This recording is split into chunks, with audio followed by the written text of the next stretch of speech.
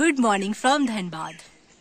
Sunrise हो चुका है, पहाड़ों के नीचे से सनराइज आज यहाँ पे हुआ है। घर के सामने एक छोटा सा पहाड़ है। Now we are moving towards some places to visit in Dhanbad. हाँ, natural places. Actually here so many places are very natural. इसको कोल कैपिटल तो कहा जाता है, लेकिन कुछ एरिया इसके हैं जो कि उसको कोल माइनिंग को बैलेंस करते हुए बहुत ज्यादा ग्रीन फील्ड वाले हैं। हरियाली बहुत ज्यादा है। सावन के महीने में तो हर जगह यहाँ पे फॉल बन जाता है क्योंकि माउंटेन्स भी छोटे छोटे हैं बहुत सारे। So let's see, let's go.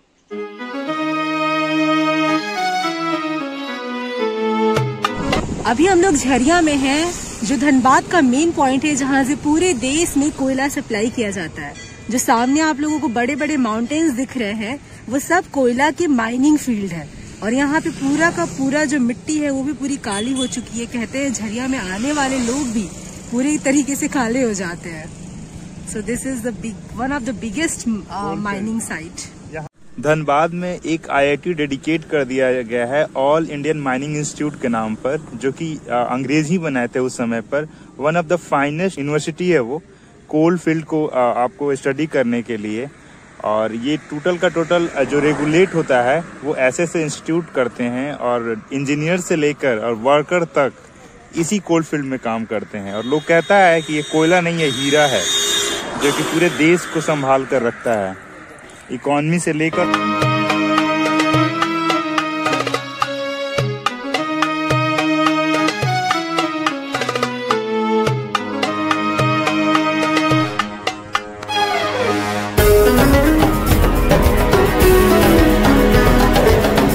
हम लोग चलते हैं कोयला माइन को थोड़ा नजदीक से देखने कि कैसे इन पहाड़ों से कोयले निकल रहे हैं। इस तरीके के कुछ रास्ते हैं हमारे जो हमें कोयला माइंस तक लेकर जाते हैं। ये देखिए कितने सारे यहाँ पे पत्थरों को सब काटा गया है और इस तरीके से गड्ढा बना के बड़े बड़े उससे ग्रेनाइट से ना ग्रेनाइट से उसको गड्ढा बनाया जाता है और फिर उसमें से कोयला निकाला जाता है। अभी गर्मी महसूस हो रहा है। हाँ, यहाँ पे गर्मी तो महसूस हो रहा है। ये बात तो सही है। सुबह सुबह के समय में बहुत गर्माहट है। सोचिए दोपहर में क्या होता होगा। अभी जैसे ही हम लोग कोयला माइंस में आए हैं, यहाँ पर आप देख सकते हैं आग के कुछ लपटे लगे हुए हैं और अंदर अंदर कुछ जल रहा है और धुआं बाहर निकल रहा है। ऐसा ही धुआं बहुत दिनों तक निकलता है, बहुत दिनों तक जलता है, तब जाकर कोयला प्योर फॉर्म में निकाला जाता है। तो कोयला निकालना एक बहुत लंबा प्रोसेस होता है और उसके बाद बहुत संघर्ष से उसको यहाँ से ले जाया जाता है। उसमें बहुत सारे लेबरर्स लगते हैं, मशीनें लगती हैं, इंजीनियर्स लगते हैं, और तब जाकर ये मार्केट में पहुंचता है। तो ये है कोयले की कहानी। आपको जो इलेक्ट्रिसिटी मिल रहा है घर बैठे, वो इतना आसानी से नहीं मिल रहा है। उसमें बहुत सारे लेबरर्स लगे हुए हैं कोयला निकालने में, और कोयला को जलाया जाता है और तब आपके पास इलेक्ट्रिसिटी बनाकर और उस फॉर्म में आपको भेजा जाता है। तो सन के रोशनी के अंदर देखिए किस तरीके से जल रहा है ये कोल फील्ड। और ये तो एक छोटा सा नमूना है अभी कोल फील्ड के बाहर का। अंदर अंदर पूरा का पूरा आग लगा रहता है। तो ये स्थिति है हमारे कोल फील्ड का और कोल माइंस का। और यहाँ के वर्कर्स का आप लिविंग कंडीशन अगर देखेंगे तो अगला दिन से शायद आप इलेक्ट्रिसिटी नहीं जला पाएंगे। वर्कर्स का किस तरह से यहाँ पे फिजर बनाकर अपना कोयले का जो धुआं है वो निकल रहा है कंटिन्यूअसली। यहाँ पे कोई भी नहीं है, बस इसको जला के छोड़ दिया गया है। और शायद इसके प्रोसेसिंग में यही होता है कि जला के कई कई दिनों तक छोड़ दो और उसके बाद फिर आओ और यहाँ से कोयला एक्सट्रैक्ट करो, जो कि प्योर फॉर्म में निकलता है। और ये कई हजार किलोमीटर स्क्वायर में फैला हुआ इसी तरीके का कोल फील्ड है हमारा झरिया में। और मुझे तो बचपन का वो गाना भी इसको देख के याद आता है कि बलम गई ने झरिया पहुंचने की उठे जिया में हियरिया, ऐसे करके उसमें भी एक लाइन था कि वहां पे जाने वाला व्यक्ति तो काला हो जाता है, मेरे बलम तो ऑलरेडी सांवले हैं। तो आप महसूस कर सकते हो कि किस तरीके का यहाँ पे वर्किंग कंडीशन होता होगा। यहाँ तक कि इंजीनियर्स भी जो है उनका भी वर्किंग कंडीशन बहुत ज्यादा अच्छा नहीं हो पाता है। भले उनको बहुत अच्छे पैकेजेस मिलते हैं, और लेबरर्स का तो कहना ही नहीं है, वो कितना मेहनत करते हैं। कभी कभी तो वो फंस भी जाते हैं कोल माइंस में और उनको निकालने के लिए बहुत जद्दोजहद का सामना करना पड़ता है और कितने सारे लोगों ने यहाँ पे अपनी जान भी गंवा दी है। तो कोयला जो हम प्रकृति का दोहन तो कर रहे हैं, बट वो दोहन आसानी से नहीं हो रहा है और इसकी वजह से जो ग्लोबल वार्मिंग बढ़ रहा है उसकी तो अलग ही कहानी है, उसको तो कहा ही नहीं जा सकता, क्योंकि अभी हम इतना इनरिच नहीं हुए हैं कि पूरा का पूरा कोयले को हटाकर हम लोग अपने रिन्यूएबल सोर्सेज को, नॉन रिन्यूएबल सोर्सेज में सबसे इंपॉर्टेंट चीज कोयला है। और आप ये सोचो ये कोयला बना कैसे, मतलब लिविंग बींग्स था, करोड़ों साल तक वो जमीन के अंदर रहा है, तब जाके वो ट्रांसफॉर्म हो पाया है कोयले के रूप में। तो वो पूरा का पूरा कार्बन ही तो है जो कि जमीन के अंदर है। उस कार्बन को निकाल कर उस एनर्जी को हम लोग फिर से रीयूज कर रहे हैं। कोयला का बहुत तरह तरह से यूज होता है, डिफरेंट डिफरेंट तरीके के कोयले होते हैं। इसमें सबसे प्योरेस्ट फॉर्म होता है, कुछ इम्प्योर फॉर्म होता है, सबके अपने अपने यूजेस होते हैं। मतलब मैं क्या बोलूं, मैं ब्यूटीफुल भी नहीं बोल सकती हूँ, लेकिन ये काफी मतलब एजुकेशनल पॉइंट ऑफ व्यू से बहुत ही इम्पोर्टेंट है।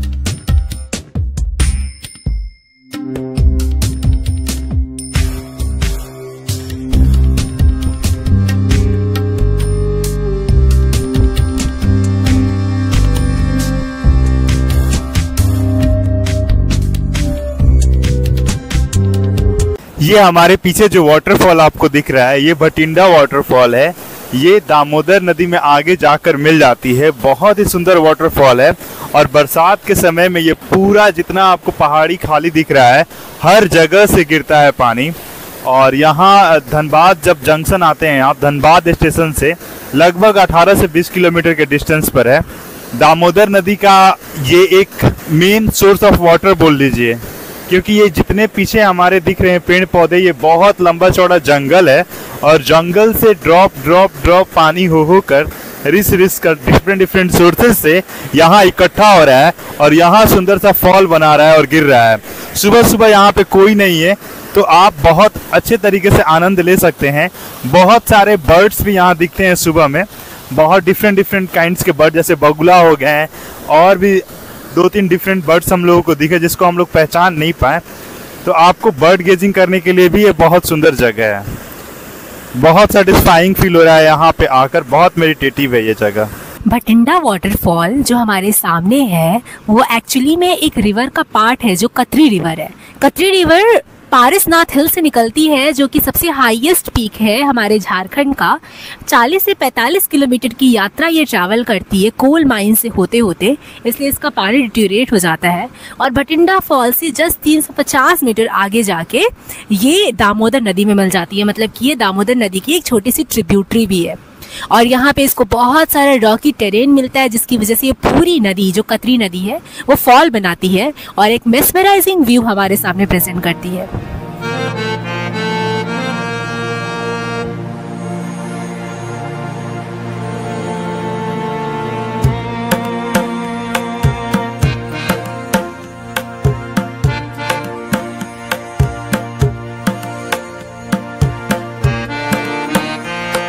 हमारे सामने जो रिवर है वो है झारखंड की one of the most prominent river Damodar नदी। इसका ओरिजिन होता है पलामू के जंगलों से जो कि झारखंड में ही पाया जाता है और समुद्र से लगभग 1000 मीटर की ऊंचाई पे है।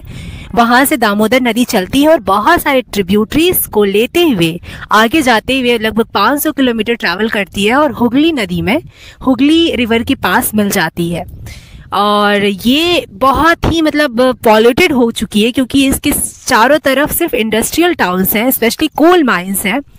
एक टाइम था जब इसको बंगाल का सरसौरो कहा जाता था क्योंकि ये बहुत ज्यादा, अभी जैसे कि मार्च के महीने में अगर इसमें इतना पानी है तो हम समझ सकते हैं कि मानसून में इसमें कितना पानी आता होगा। जंगलों से पूरा जितना वाटर रिस के आता है, रॉक से सब का सब आता होगा और बंगाल को फ्लडेड कर देता था। तो 1948 में सबसे पहले एक दामोदर कॉर्पोरेशन बनाया गया। अब तो काफ़ी ज़्यादा डैम वगैरह बनाए जा चुके हैं इस पे, जिससे कि फ्लड कंट्रोल में है, लेकिन पानी की क्वालिटी अभी भी बहुत ख़राब है और यहाँ आसपास पानी की किल्लत बहुत ज़्यादा है। जैसा कि हमने देखा तो यहाँ पे अभी भी इतने गंदा पानी है, बट फिर भी लोग यहाँ पे अपने कपड़ों को धुलने में, नहाने में इसको यूज़ कर रहे हैं। घाट्स जो नेचुरली अवेलेबल है यहाँ पे और अभी हम लोग जैसे कि भटिंडा वाटरफॉल पे थे।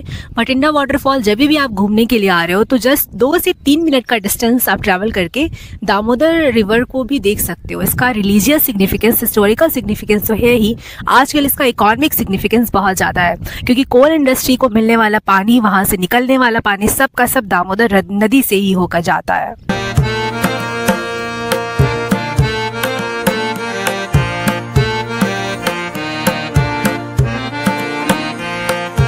दामोदर नदी पे एक ब्रिज बना हुआ है यहाँ पे, उस ब्रिज से हम लोग उतर के नीचे घाट पे आ गए हैं और एकदम अब हम लोग पानी के पास हैं। नेचुरल घाट से यहाँ पे साल पहले बने हुए पत्थर हैं जिसपे हम लोग बैठे हुए हैं। यहाँ पे बहुत एक्टिविटी हो रही है, हमारे सामने बहुत सारी विमेन हैं जो कि स्नान कर रही हैं, सारे मेल भी हैं जो स्नान कर रहे हैं। इसके अलावा पानी में एनिमल्स की एक्टिविटी बहुत ज़्यादा है, जैसे कि हम लोगों को मछली के बहुत सारे बच्चे दिख रहे हैं, डिफरेंट इंसेक्ट, और मछली के बच्चे इतने फास्ट मूव कर रहे हैं जितना फास्ट हमारी आइज भी मूव नहीं कर सकती है। तरह तरह के इंसेक्ट्स जो घाट के किनारे किनारे जो बना हुआ है उसमें आके उन लोगों ने, जैसे ऐसा लग रहा है कि एग दिया हुआ था और वहीं पर उन लोगों का प्रजनन हुआ है और वहीं पर वो लोग ग्रो कर रहा है। उसके बाद ये लोग थोड़े से और बड़े हो जाएंगे तो और अच्छे से ये डिफरेंट इंसेक्ट्स भी यहाँ पे बहुत दिख रहे हैं जो नॉर्मली हम लोगों को देखने में नहीं आते हैं। सो रिवर इकोसिस्टम बहुत ही सुंदर है यहाँ पर, और हम लोग इमेजिन कर सकते हैं कि जब ये नदी बिल्कुल साफ रही होगी तो यहाँ का इकोसिस्टम कैसा रहा होगा और इसकी सुंदरता कैसी रही होगी। इस नदी की एक और खासियत जो मुझे समझ में आ रही है, दिख रही है, वो ये कि यहाँ पे नदी के दोनों तरफ वही सिंदूर वाले प्लांट्स बहुत तादाद में है। तो वैसे लग रहा है कि ऑरेंज कलर की घाटी में एक चौड़ी सी दामोदर नदी बहे जा रही है और मतलब आंखों को भी बहुत ज़्यादा सुकून दे रही है, मन को भी सुकून दे रही है। End of course this is a life line of the city. तो आप अगर कभी धनबाद आ रहे हैं तो धनबाद आकर झरिया की तरफ प्लान कर सकते हैं, उधर का कोल माइंस देख सकते हैं, उसके बाद दामोदर रिवर को आप महसूस कर सकते हैं। इसके साथ साथ भटिंडा वाटरफॉल देख सकते हैं। बहुत कुछ है यहाँ देखने और एक्सप्लोर करने के लिए, और इसके साथ साथ आप समझ सकते हैं कि how the life is here. इन लोगों का लाइफ कितना डिफ़िकल्ट है, पानी से लेकर, कोयला से लेकर, पॉल्यूशन कितना ज़्यादा पानी में है, विंड में है, और फिर भी लोग यहाँ सरवाइव कर रहे हैं और आप तक इलेक्ट्रिसिटी पहुँचा रहे हैं। उनमें इनका बड़ा योगदान है। इसके साथ साथ ही आप इधर के जंगल में भी एक्सप्लोर करने जा सकते हैं अगर आपके पास मौका मिले तो। पटना से जो धनबाद ट्रेन चलती है उसका नाम भी गंगा दामोदर है, जो कि पटना में गंगा नदी बहती है और धनबाद में दामोदर नदी बहती है। तो दोनों नदियों को कनेक्ट करने वाली ट्रेन गंगा दामोदर ट्रेन कहलाती है। सबसे पहले जब प्लांट्स ग्रो करना स्टार्ट किया था धरती पे तो वो मॉसेस के थ्रू शुरू हुआ था जो हम लोग पानी में देखते हैं, और उसके बाद ये देखिए बिना इसका रूट्स नहीं डेवलप हुआ है, बस ये तैर तैर के कैसे भी अपना सिस्टम का काम चला रहा है। इसको कहते हैं जलकुंभी। एकदम आराम से आपको यहाँ पे पूरा इजीली यहाँ पे दिख जाएगा। इसको मैं ऐसे उठा भी सकती हूँ पूरा का पूरा। देखिए इसमें रूट्स जमीन पे नहीं होते हैं, इसके रूट्स पूरा जमीन ऐसे ही तैरते रहते हैं। फिर धीरे धीरे जब ये लैंड पे ग्रो होना स्टार्ट किए तो पानी के लिए, क्योंकि इनको पानी तो यहीं मिल रहा है, इनको सारे सोर्स यहीं पे मिल जा रहे हैं, तो इसलिए इनको रूट्स अंदर डालने की जरूरत नहीं है। फिर लेकिन जब जमीन पर आए तो जहाँ पे जैसा माहौल मिला, अगर बहुत गहरे में पानी है तो उस पेड़ के रूट्स और गहरे में गए, और अगर पानी वहाँ पे शैलो में ही अवेलेबल है जैसे कि एवरग्रीन फॉरेस्ट में होता है तो उसके रूट्स ना जमीन पे ही फैले हुए होते हैं। तो इस तरीके से हमारा पूरा का पूरा डेवलपमेंट प्रोसेस था, और ये डेवलपमेंट प्रोसेस के पहली कड़ियों में से एक है।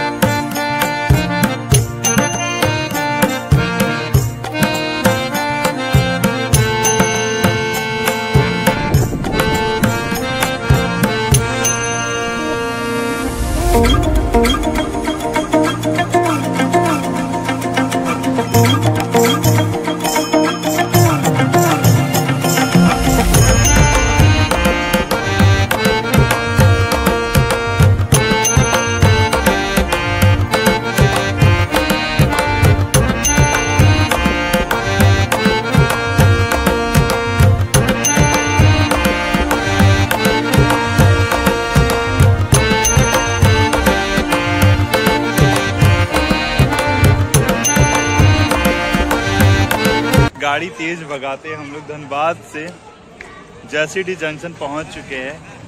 चांद आसमान में आ चुका है और ट्रेन भी आने वाली है। तो अब हम लोग ट्रेन की तरफ प्रस्थान कर रहे हैं प्लेटफॉर्म पे।